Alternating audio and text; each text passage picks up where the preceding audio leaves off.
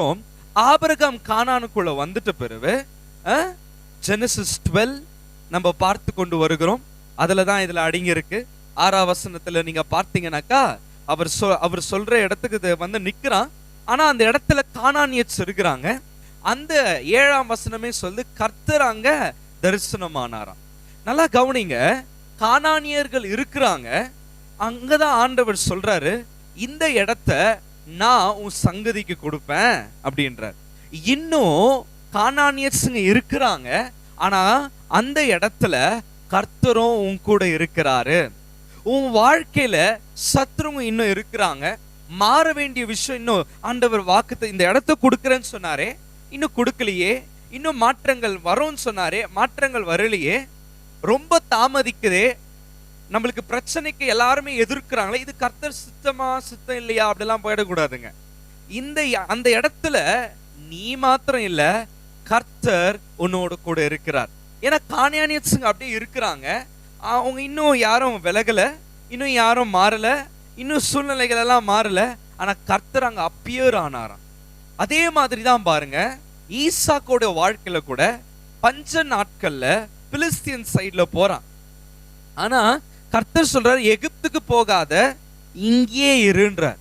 அப்படின்னா அவனுடைய ஜேர்னில கூட, ஒவ்வொருத்தருடைய ஜேர்னில ஸ்டார்டிங்ல யார் இருக்கிறது, எண்ட்ல யார் இருக்கிறதுன்னா காட் இருக்கிறார். உங்க சூழ்நிலை வனாந்திர மாதிரி இருக்கலாம், இன்னும் மாற்றங்களை பெருசா நம்ம அனுபவிக்கல, இன்னும் பெரிய உயர்வை நான் காணல.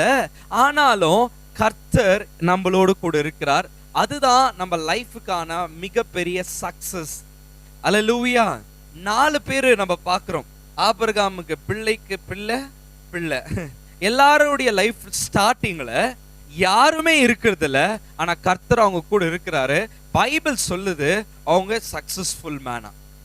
அல்லேலூயா, ஆமென். பாருங்க, ஆபிரகாம் கானான்ல வந்து சேர்ந்துட்டான். இன்னும் கானானியர்ஸ் இருக்கிறாங்க. இன்னும் அங்க பெரிய மாற்றங்கள் இல்லை. ஆனா அங்க கர்த்தர் அவன் தொழுது கொள்ள ஆரம்பிச்சானா. ஆமென் சொல்லுங்களேன். அங்க பலி செலுத்த ஆரம்பிச்சான். ஆமென். இன்னும் எல்லாம் கிடைக்கட்டும் டாடி, நான் அப்பதான் வர்ஷிப் பண்ணுவேன், நான் அப்பதான் ஜெபிப்பேன். இல்ல, அவனுக்கு தெரியும் கிடைக்க போகுதுன்னு. வசனம் கூட இப்படியா சொல்லுதுல, சங்கீதத்துல கூட, உன் சத்துருக்களை உன் பாதப்படியில போடுற வரைக்கும் நீ என் வலது பாரசத்துல வந்து உட்காரு. உன் சத்ரு இன்னும் முடியல, உன் நோய் இன்னும் முடியல, உன் பிரச்சனை இன்னும் முடியல. இந்த லேண்ட் எனக்குன்னு சொன்னீங்க, இந்த இடம் எனக்குன்னு சொன்னீங்க. ஆனா தொந்தரவுங்க இருக்கு. ஆட்கள் எழும்புறாங்க, எனக்கு விரோதமா எழும்புறாங்க, எனக்கு விரோதமா அரசியல்வாதிங்க எழும்புறாங்க, வித்தியாசமான ஆட்கள் எல்லாம் எழும்புறாங்க. இன்னும் எனக்கு இது சொந்தமாகல. நீங்க தானே சொன்னீங்க, நீங்க தானே கட்டி கொடுத்தீங்க, நீங்க தானே கட்டுறேன்னு சொன்னீங்க, நீங்க தானே நீ பாக்குற, நீ கால் மிதைக்கும் தேசமெல்லாம் சொந்தம் சொன்னீங்க. ஆனா கர்த்தர் சொல்றாரு, அங்கேயே இரு. ஆமென். இன்னைக்கு உங்களை பார்த்து சொல்றாரு, அந்த இடத்துல நீ மாத்திரம் இல்ல, நான் இருக்கிறேன். God appeared there. ஆமென். ஈசாக்கு வனாந்தரத்துல அவன் பஞ்ச நாட்கள்ல கர்த்தர் அவனை விட்டு போடல, இறங்கி வந்து சொல்றாரு, நீ இங்கே இரு. அப்பனா கர்த்தர் ஈசாக்க ஃபாலோ பண்றாரு, ஈசாக்கோடு இருக்கிறாரு. நான் உங்க அப்பாக்கு வாக்கு கொடுத்திருக்கிறேன்பா, இந்த இடத்துல நீ இருப்பேன்னு சொன்னா நான் உன்னை பெரிய ஜாதி ஆக்குவேன். அல்லேலூயா. நீ உன்னை ஆசீர்வதிக்கிறவர்களை நான் ஆசீர்வதிப்பேன், உன்னை சபிக்கிறவர்களை நான் சபிப்பேன். அல்லேலூயா.